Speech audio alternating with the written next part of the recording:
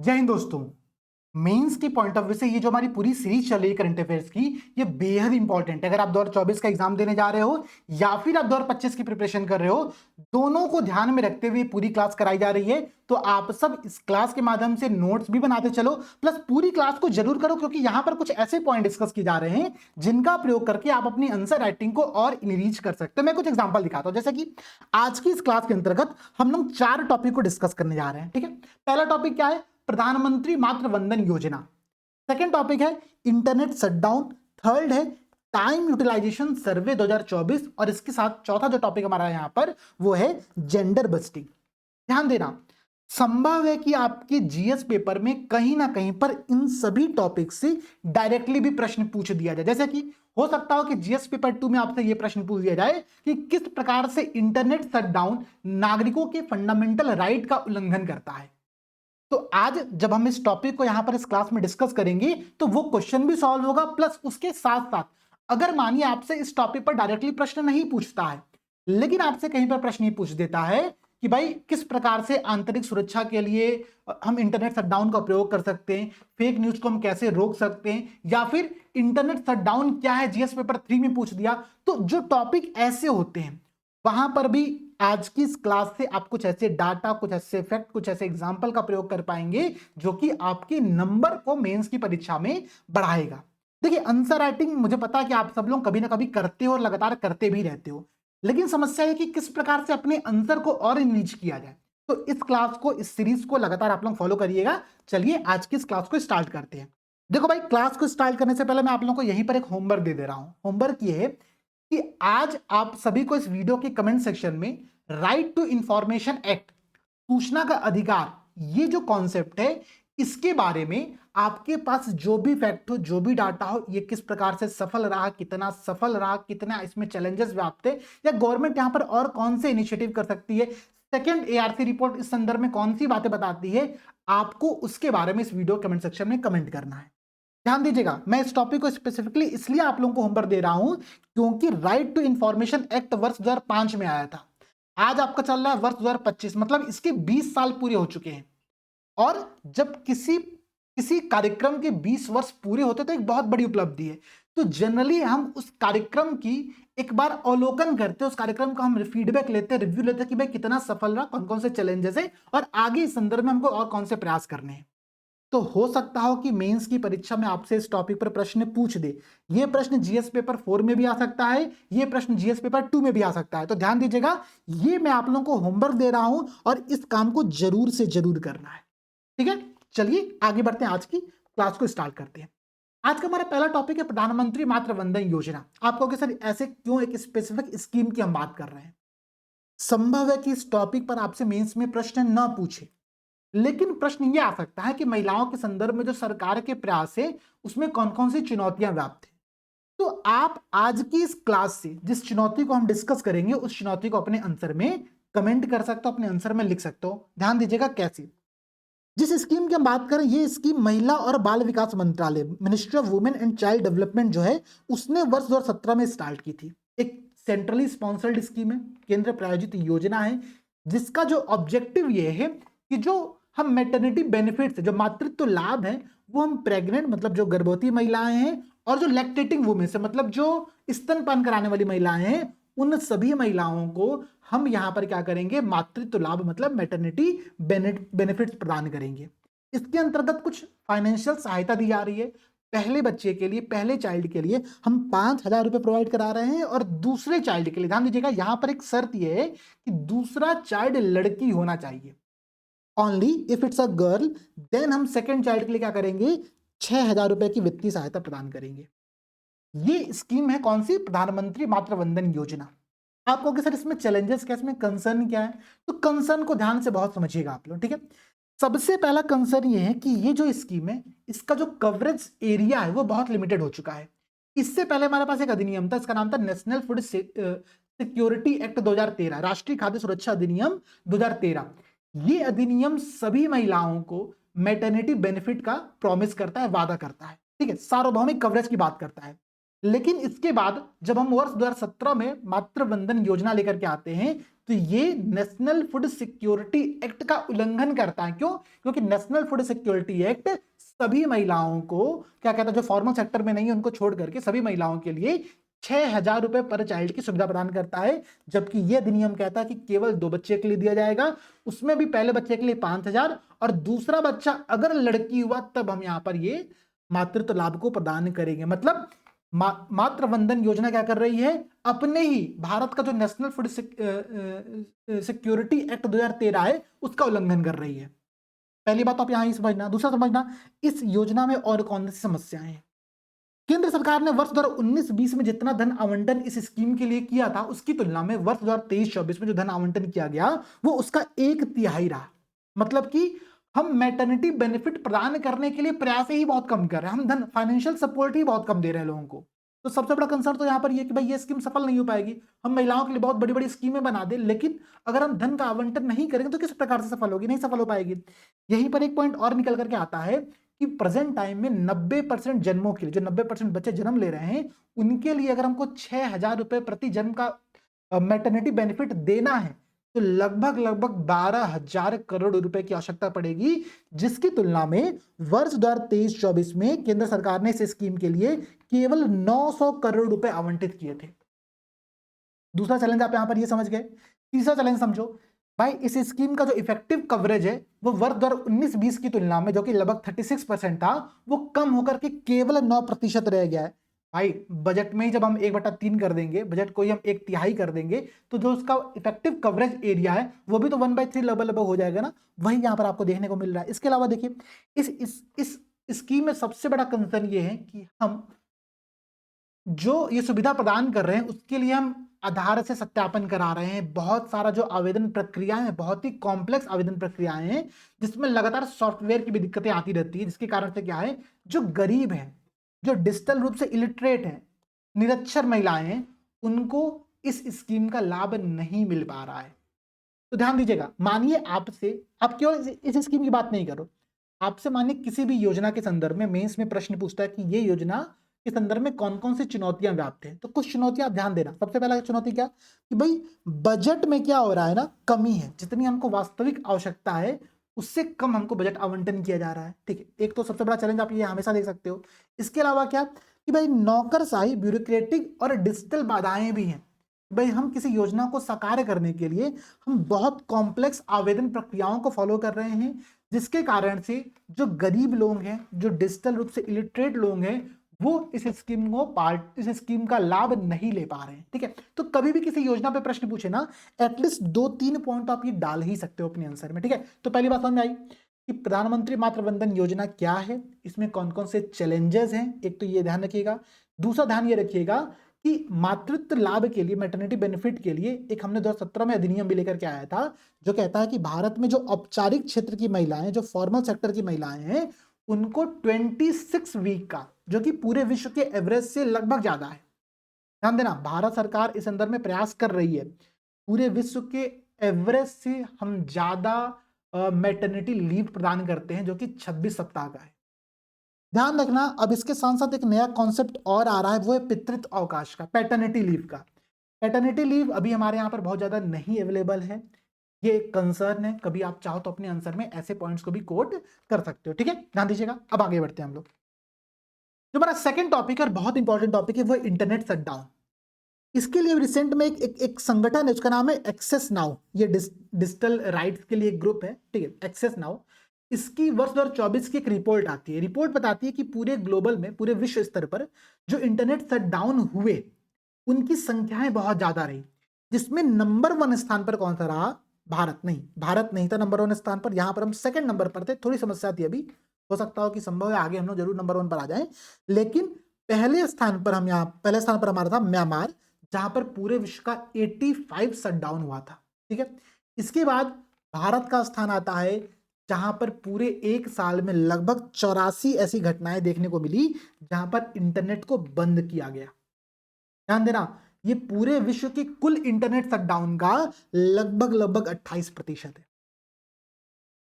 Internet shutdown का भारत में जो कुछ प्रमुख कारण रहा, उसमें कारण क्या रहा? विरोध प्रदर्शन। हो सकता हो कि कहीं पे गवर्नमेंट के अगेंस्ट में, जैसे हो सकता हो कि किसान आंदोलन चल रहा हो, ठीक है, तो वहां पर सरकार ने क्या किया कि किसी न्यूज को, कई बार किसी फेक न्यूज को, कई बार किसी र्यूमर्स को कंट्रोल करने के लिए भी सरकार क्या करती है, शट डाउन कर देती है, इंटरनेट शट डाउन कर देती है, ठीक है। तो भारत में जो इंटरनेट शट डाउन किए गए उसके जो प्रमुख कारण थे, उसमें एक कारण था विरोध प्रदर्शन, दूसरा कारण था कम्युनल राइट्स, सांप्रदायिक हिंसा को भी नियंत्रित करने के लिए 23 बार पूरे भारत में क्या किया गया है, तो इंटरनेट शट डाउन किया गया, ठीक है।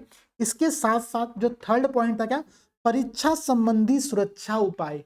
हो सकता हो पेपर की लीक को रोकने के लिए, हो सकता हो छात्रों के आंदोलन को रोकने के लिए कई बार सरकारों के द्वारा क्या किया गया है, इंटरनेट शटडाउन का प्रयोग किया गया है। ये एग्जांपल यहां पर बता रहा है, ठीक है। ये मेरी रिपोर्ट नहीं है, ये रिपोर्ट किसकी है, एक्सेस नाउ नाम का एक डिजिटल राइट ग्रुप है जो इस रिपोर्ट के बारे में बताता है।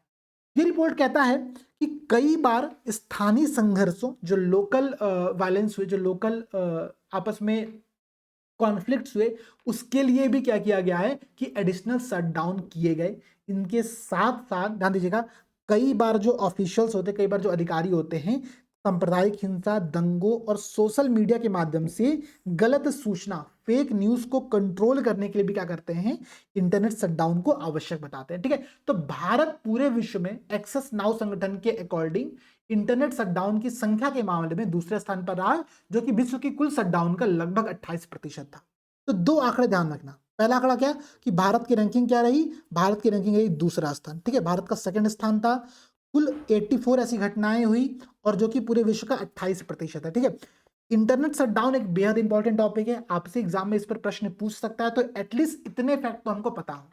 कारण क्या था, तो कारण मैंने आपको कुछ कुछ कारण यहां पर बता दिए, ठीक है, क्लियर हो गया। अब हम लोग बढ़ते हैं आगे और देखते हैं कि भाई अब इस संदर्भ में कौन कौन से चैलेंजेस व्याप्त हैं इंटरनेट शटडाउन को लेकर के। सबसे बड़ा चैलेंज ये है, अगर आप ध्यान दोगे तो इंटरनेट के अधिकार को हमारे सुप्रीम कोर्ट के द्वारा, माननीय जो सर्वोच्च न्यायालय है उसके द्वारा आर्टिकल 19 अनुच्छेद 19 और आर्टिकल 21 इन दोनों के अंतर्गत इंटरनेट तक पहुंच को फंडामेंटल राइट के अंतर्गत शामिल किया गया। मतलब क्या, जब भी भारत में इंटरनेट शटडाउन हो रहा है तो नागरिकों के फंडामेंटल राइट का वायलेशन हो रहा है, उल्लंघन हो रहा है। ये एक बहुत इंपॉर्टेंट पॉइंट है, क्लियर है। तो सबसे बड़ा कंसर्न क्या है कि इंटरनेट शटडाउन, ठीक है, आप हिंसा को रोकने के लिए कर रहे हो, फेक न्यूज को रोकने के लिए कर रहे हो, लेकिन इसके कारण से लोगों के फंडामेंटल राइट का भी वायलेशन हो रहा है। ये भी एक बहुत बड़ा कंसर्न यहां पर आपको दिखता है। सेकेंड पॉइंट ध्यान दीजिएगा, जो कि बहुत इंपॉर्टेंट पॉइंट है, भारत को वर्ष 2023 में इंटरनेट शटडाउन के कारण से तीसरा सबसे बड़ा इकोनॉमिकल लॉस हुआ, जिसकी कुल लागत लगभग 255 मिलियन अमेरिकी डॉलर थी, ठीक है। एक बहुत इंपॉर्टेंट पॉइंट है, ये पॉइंट आप लोगों को ध्यान में रखना है कि भाई हम लॉस को एक कैलकुलेशन के पॉइंट ऑफ व्यू से देख रहे हैं। ये बता रहे हैं कि इंटरनेट शटडाउन के कारण से जो हमको इकोनॉमिक लॉस हुआ वो 255 मिलियन यूएस डॉलर था, ठीक है। और हमारे भारत में जितने भी इकोनॉमिक लॉस हुए हैं उसमें 2023 में थर्ड नंबर पर ये लॉस शामिल था आपका, ठीक है। इसके अलावा देखो भाई, जब हम इंटरनेट शटडाउन करते हैं तो क्या होता है, इससे क्या होता है, जो छात्र हैं, जो स्टूडेंट हैं, जो जो बिजनेस हैं, जितने भी बिजनेस हो गए, जितने भी डिजिटल सर्विस प्रोवाइडर्स हो गए, उनको काफी यहाँ पर नुकसान का सामना करना पड़ता है। और इन्हीं सभी नुकसानों को कैलकुलेट करके हम ये बताते हैं कि उस ईयर में लगभग 255 अमेरिकी डॉलर हमारी इकोनॉमी को लॉस यहाँ पर हुआ है, ठीक है। इसके साथ साथ जब हम डिजिटल संचार पर प्रतिबंध लगाते हैं तो इससे जो प्रेस की स्वतंत्रता है, जो लोकतांत्रिक भागीदारी, जो डेमोक्रेटिक पार्टिसिपेशन है, उसको भी क्या होता है भाई, हर्डल मिलते हैं, वो भी बाधित होती है। यहाँ पर एक पॉइंट आप ये भी ध्यान रखिएगा। इनके साथ साथ जो सबसे लास्ट पॉइंट है वो बहुत इंपॉर्टेंट पॉइंट है कि hindrance to the technological growth, समझना क्या कि बार बार इंटरनेट के बंद होने से हमारा भाई, भारत क्या है, भारत लगातार आर्टिफिशियल इंटेलिजेंस के क्षेत्र में आगे जाने के प्रयास कर रहा है, ठीक है। मोदी जी जहां पर जाते हैं तो एआई करके आते हैं, भाई ठीक है एआई बहुत अच्छा कर रहा है, एआई ऐसे है, ध्यान दे रहा। तो कृत्रिम बुद्धिमत्ता, डिजिटल गवर्नेंस, टेक्नोलॉजिकल डेवलपमेंट, इन सब में भारत का जो ग्लोबल हब बनने की महत्वाकांक्षा है उसके जस्ट अगेंस्ट है इंटरनेट शटडाउन। अगर हम बार बार इंटरनेट शटडाउन करेंगे तो ये जो हमारी एक बहुत बड़ा एम है इन सब क्षेत्रों में, वो एम हमारा बाधित होगा। ये इस इंटरनेट शटडाउन को लेकर के भारत की कंसर्न से क्लियर हो गया। तो दो तीन पॉइंट आपने देख लिया। पहला पॉइंट आपने क्या देखा कि भाई इंटरनेट शटडाउन को लेकर के एक्सेस नाउ की जो रिपोर्ट है, रिपोर्ट बताती है क्या है, आपने ये सारे पॉइंट्स पढ़े।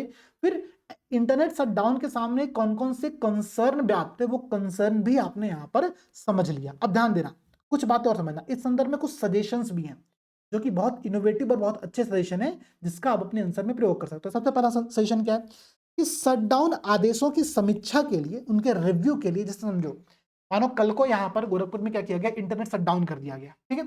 तो वो इंटरनेट शटडाउन तो चलो उस टाइम पर हो गया, लेकिन उसके रिव्यू के लिए कि भाई वो इंटरनेट शटडाउन सही प्रकार से किया गया, गलत तरीके से किया गया, मनमाने तरीके से किया गया, इसके लिए एक पार्लियामेंट्री कमेटी बनाई जानी चाहिए, संसदीय जांच प्रक्रिया होनी चाहिए, या फिर हम एक स्वतंत्र निरीक्षण निकाय, ठीक है, एक इंडिपेंडेंट रिव्यू कमेटी के माध्यम से इसका हम जांच करा सकते हैं और इसमें ले सकते हैं कि हाँ भाई ये किस प्रकार से था, सही था या फिर गलत था, ठीक है, पहला पॉइंट। दूसरा पॉइंट, इंटरनेट शटडाउन की तुलना में हमको कुछ अल्टरनेटिव मेजर्स अपनाने चाहिए, जैसे कि instead of a complete shutdown authorities can use targeted content removal. भाई हम इंटरनेट शटडाउन क्यों कर रहे हैं, हम इसलिए कर रहे हैं कि भाई हिंसा की कोई न्यूज वायरल ना हो, हिंसा की कोई न्यूज फैले ना, या फिर हो सकता हो कोई फेक न्यूज बहुत ज्यादा ना फैले, इसको कंट्रोल करने के लिए हम इंटरनेट शटडाउन कर रहे हैं। तो हम कंप्लीट इंटरनेट शटडाउन की जगह पर जो अथॉरिटीज हैं वो क्या कर सकते हैं, targeted content removal, fact checking mechanism. जैसे आप देखोगे तो पीआईबी का एक फैक्ट चेकिंग पेज है जो बहुत सारे फेक न्यूज को फैक्ट चेक करके बताता है कि भाई ये न्यूज गलत है, जो आप लोग इंस्टाग्राम पर, जो यूट्यूब पर रील्स देख रहे हो, ये न्यूज बहुत पुरानी है, ये फिर किसी दूसरी ही जगह की न्यूज है जिसको कहीं और का बता करके यूज किया जा रहा है। तो फैक्ट चेकिंग मैकेनिज्म हमको डेवलप करना पड़ेगा, जितने भी सोशल मीडिया प्लेटफॉर्म है उनकी हमको मॉनिटरिंग करनी पड़ेगी, ठीक है, ताकि जो मिस इन्फॉर्मेशन है, जो गलत सूचना, जो भ्रामक सूचना है, उसको हम कंट्रोल कर पाए, ठीक है। तो कंप्लीट इंटरनेट शटडाउन की जगह पर हमको targeted content removal, fact checking mechanism या फिर सोशल मीडिया कंट्रोलिंग पर काम करने की आवश्यकता है।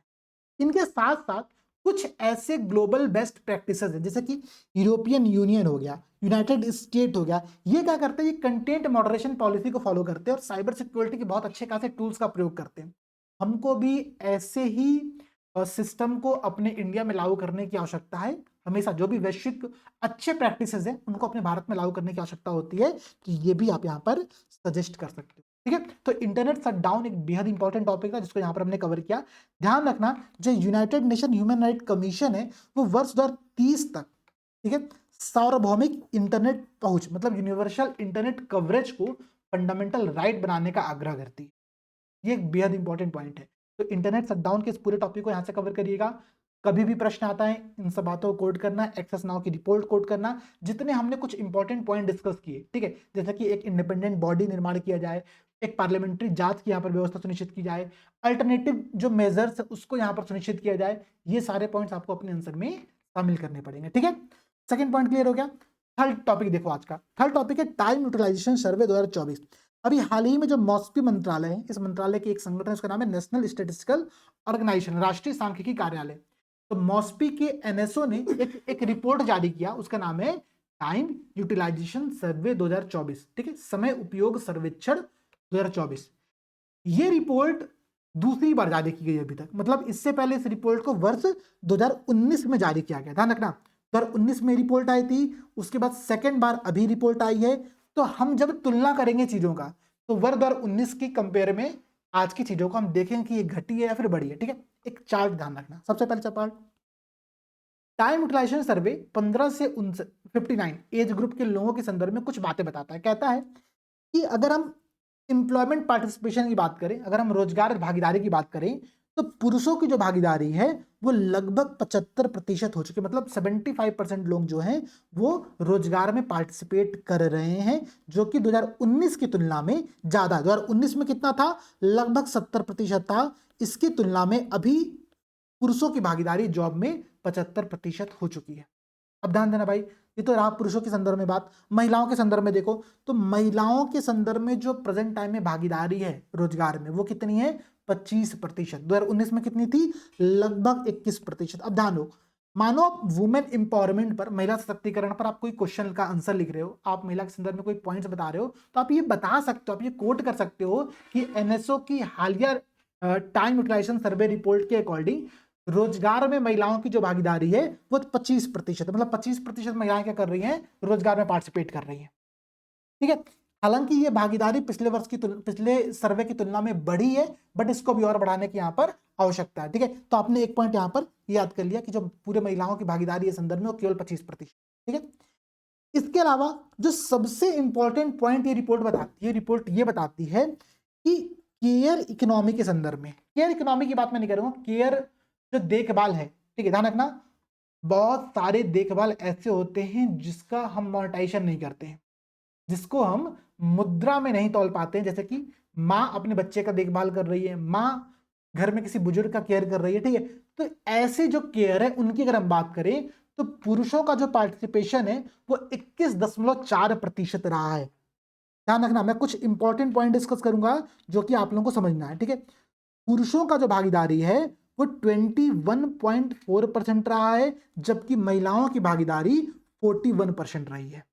इसमें जो हमको एक इंपॉर्टेंट पॉइंट समझना है वो ये समझना है कि औसतन एक व्यक्ति अपने एक दिन में लगभग 74 मिनट किसी के देखभाल में खर्चा करता है, जबकि वहीं पर जो महिला है वो लगभग 140 मिनट किसी की देखभाल में खर्चा करती है। ठीक है, ये एक बहुत इंपॉर्टेंट पॉइंट है। ये मैं आपको इसलिए बता रहा हूं कि आप ये बात समझना कि 2019 की तुलना में जो पुरुषों का देखभाल के इस क्षेत्र में जो भागीदारी है, जो पार्टिसिपेशन है, वो बढ़ा है। इसका मतलब क्या है कि अब एक लैंगिक डायमेंशन से आगे निकल करके महिलाओं की तुलना में जो पुरुषों का भी पार्टिसिपेशन है, ऑब्वियसली महिलाओं की तुलना में बहुत कम है, लेकिन पुरुषों का भी पार्टिसिपेशन यहाँ पर क्या हुआ है, ये इंक्रीज हुआ है। ये एक बेहद इंपॉर्टेंट पॉइंट है कि अभी एक पुरुष, एक व्यक्ति जिसकी उम्र 15 से 59 के बीच में है, वो लगभग 74 मिनट अपने पूरे दिन भर का किसी की देखभाल में खर्चा करता है, वहीं पर महिला 140 मिनट खर्चा करती है। एक पॉइंट यहां पर सबसे इंपॉर्टेंट जो कि आप लोगों को ध्यान देना चाहिए कि अगर हम अवैतनिक घरेलू सेवा की बात करें, जिसको मोनेटाइज नहीं कर पाते, जैसे कि हमारा जो माँ का काम होता है, खाना बनाना, घर में किसी की देखभाल करना, ठीक है, ये जो काम है, इसमें जो महिलाओं का पूरा दिन भर का एक औसतन टाइम जा रहा है वो जा रहा है 305 मिनट। मतलब एक महिला औसतन अपने दिन भर में 305 मिनट अवैतनिक घरेलू सेवा में खर्चा करती है। ध्यान रखना, ये 2019 की तुलना में कम हुआ है। मतलब 2019 में कितना था, लगभग 320 मिनट के राउंड था, जो कि अभी कम होकर के 305 मिनट हो गया है। इसका मतलब क्या है, इसका अर्थ क्या निकल के आ रहा है, इसका अर्थ यहां पर यह निकल रहा है कि महिलाओं का जो पार्टिसिपेशन है वो अवैतनिक की जगह पर वैतनिक क्षेत्र में बढ़ रहा है। मतलब क्या कि अब हम उनको उनके काम के बदले में पैसे प्रदान कर रहे हैं, ये एक बड़ी बात है। तो 2-3 पॉइंट आपने इस सर्वे की रिपोर्ट से देखा। पहला पॉइंट क्या देखा कि रोजगार में जो कुल महिलाओं की भागीदारी है वो महिलाओं का 25% है, ठीक है। देखभाल के क्षेत्र में पुरुषों की भागीदारी पिछले वर्षों की तुलना में बढ़ी है, ठीक है। इसका मतलब यह है कि अब देखभाल किसी एक जेंडर बिजनेस का काम नहीं रह गया है, अब पुरुष भी यहां पर पार्टिसिपेट कर रहे हैं, ठीक है। पहली बात ध्यान देना, बच्चों के पालन पोषण हो या बुजुर्गों की देखभाल हो, उसमें अब जो फादर का रोल है, जो पिता की भूमिका है, वो बढ़ रही है। ये इसी बात का सूचक है। और ये क्यों बढ़ रही है, क्योंकि अब लैंगिक भूमिकाएं, जो जेंडर रोल है ना समाज में, वो चेंज हो रहा है। शहरीकरण बहुत तेजी से हो रहा है। आप जाओ किसी बड़े क्षेत्र में जहां पर हस्बैंड वाइफ दोनों काम करते हैं, दोनों की भूमिकाएं अपनी अलग अलग वहां पर डिवाइड हो रही है। ये उसका नतीजा है, ठीक है। तो ये एक अच्छी बात है, ध्यान रखिएगा। इसको आप लोग अपने आंसर में कोट कर सकते हो। इसके अलावा महिलाओं का अवैतनिक जो डोमेस्टिक वर्क है, जो घरेलू सेवा है, उसमें पार्टिसिपेशन 320 मिनट के कंपेयर में लगभग 305 मिनट हो गया है। ये इस बात का प्रतीक, इस बात को रिप्रेजेंट करता है कि महिलाएं अब अपने काम के बदले में पैसे भी प्राप्त कर रही हैं, ठीक है। ये कुछ बातें आप लोग समझ में आ रही है। रिपोर्ट कहां से आई है, तो रिपोर्ट आई है मॉस्पी के एनएसओ से। तो आप चाहो तो इस रिपोर्ट को भी अपने आंसर में कोट कर सकते हो, ठीक है। इसके अलावा कुछ पॉइंट ध्यान रखना। अच्छा, ये पूरी पीडीएफ मैं आपको हिंदी और इंग्लिश दोनों में प्रोवाइड करा रहा हूं, तो किसी मीडियम वाले परेशान मत होना कि सर मेरे लैंग्वेज में आप पीडीएफ नहीं पढ़ा रहे, फिर आप क्लास में डिस्कस करो, ठीक है। चौथा पॉइंट ध्यान रखना, चौथा पॉइंट बेहद इंपॉर्टेंट वो ये है कि मैंने सेंट्रल बजट में जो जेंडर सेंसिटिव बजट एलोकेशन किया गया है, हम उसकी यहां पर बात कर रहे हैं। ध्यान देना, हमारा कंपेयर किससे रहेगा, वर्ष 2024-25 की तुलना में 2025-26 में कितना जेंडर बजटिंग किया गया है। तो कुल बजट का, ठीक है, कुल बजट का 2025-26 में जो जेंडर बजटिंग हुई है, उसमें भूमिका है 8.86% की, जो कि 2024-25 में, मतलब पिछले फाइनेंशियल ईयर में 6.8% थी, ठीक है। ध्यान रखना, पिछले फाइनेंशियल ईयर की तुलना में इस फाइनेंशियल ईयर का जो हमारा बजट आया है, उसमें जेंडर बस्टिंग की जो भूमिका है उसको इंक्रीज किया गया है, वो अब 8.86% हो गई है। इसके अलावा महिलाओं और लड़कियों के कल्याण के लिए जो कुल हमने एक टोटल एलोकेशन किया हुआ है, वो इस बार 4.49 लाख करोड़ रुपए है, जो कि पिछले वर्ष की तुलना में 1,22,000 करोड़ रुपए ज्यादा है, जो कि परसेंटेज में अगर हम बात करें तो लगभग 37% इंक्रीज यहां पर किया है। ठीक है, आप ऐसे लिख सकते हो कि अगर मानो प्रश्न आपसे पूछता है कि महिलाओं के लिए या फिर लड़कियों के लिए सरकार की स्कीम्स क्या है, केंद्रीय बजट में क्या प्रावधान किया गया है, जनरल ऐसे प्रश्न आते हैं। ठीक है, पिछली बार प्रश्न आते हैं दिव्यांगजनों के लिए, हो सकता है इस बार महिलाओं पे प्रश्न आ जाए, क्योंकि आपके सिलेबस में समाज में महिलाएं एक टॉपिक के तौर पर शामिल किया गया। ठीक है, ध्यान रखना। तो आप इस बात को कोट कर सकते हो कि पिछले फाइनेंशियल ईयर की तुलना में, पिछले बजट की तुलना में इस बार के बजट में महिलाओं के वेलफेयर के लिए जो स्कीम्स बनाई गई हैं उसमें 37% अधिक बजट एलोकेशन किया गया है।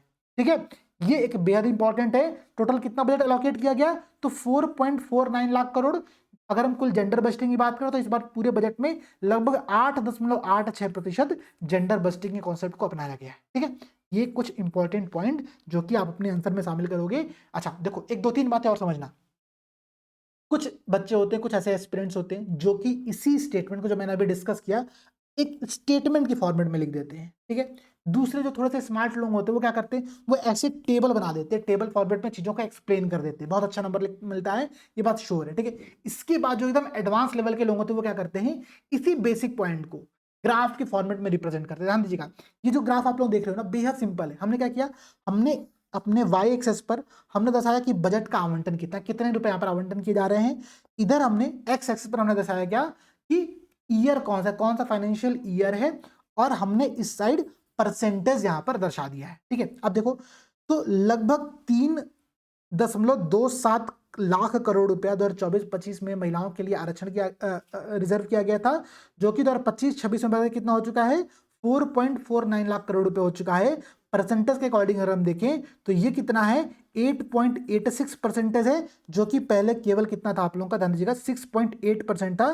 ठीक है, तो ये यहां पर इस प्रकार से इंक्रीज किया है। ठीक है, तो आप चाहो तो ग्राफ के माध्यम से भी, बार चार्ट के माध्यम से भी, टेबल फॉर्मेट में भी अपने आंसर को रिप्रेजेंट कर सकते हो। आज की इस क्लास में अगर आप ध्यान आपने दिया होगा तो मैंने बहुत चालाकी किया। मैंने क्या किया, हिंदी के जो कंटेंट है मैंने उसको केवल बुलेट पॉइंट के फॉर्मेट में लिखा है। ठीक है, जबकि वहीं पर इंग्लिश के कंटेंट को अगर आप ध्यान दोगे तो मैंने हेडिंग और सब हेडिंग का प्रयोग हर जगह पर किया। ठीक है, जैसे कि अब देखो, concern related to the internet shutdown in India, मैंने क्या लिखा, रिस्ट्रिक्ट फंडामेंटल राइट, और फिर मैंने आगे एक्सप्लेन किया। फिर मैंने क्या किया, इकोनॉमिक लॉस, मैंने फिर आगे एक्सप्लेन किया। Disruption to the business and education, उस बात को एक्सप्लेन किया गया। Threat to press freedom and democracy, उसको एक्सप्लेन किया गया। Hindrance to the technical growth, और उसको एक्सप्लेन किया गया। हिंदी मीडियम में जो मैंने कंटेंट बनाया मैंने वहां पर सब हेडिंग नहीं दिया है।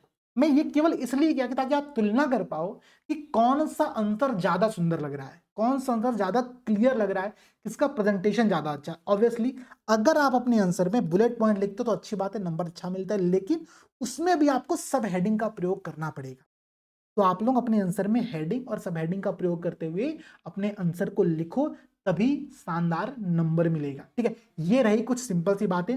आज मैंने आप लोगों को एक क्वेश्चन होमवर्क के तौर पर दिया है, बेहद इंपॉर्टेंट क्वेश्चन है। सब लोगों को इसके संदर्भ में एक एक पॉइंट कमेंट करने हैं। प्लस देखो भाई, वीडियो को लाइक कर दो, और अगर आप मेंस आंसर राइटिंग को लेकर के परेशान हो तो मैं बहुत क्लियर कुछ बातें बताऊंगा। सबसे पहले पॉइंट कि 4 प्लेलिस्ट जो कि फ्री है मैंने YouTube पर अपलोड की है। चारों प्लेलिस्ट का लिंक आपको इस वीडियो के डिस्क्रिप्शन में मिल जाएगा।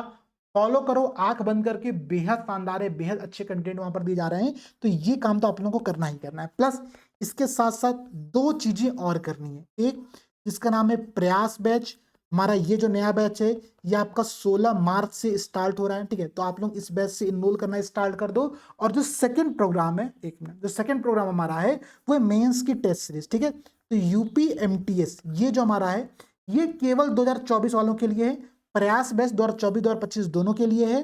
ठीक है, तो आप अपने अकॉर्डिंग, अपने सुविधा के अकॉर्डिंग इसमें इनरोल हो सकते हो, इसमें जुड़ सकते हो।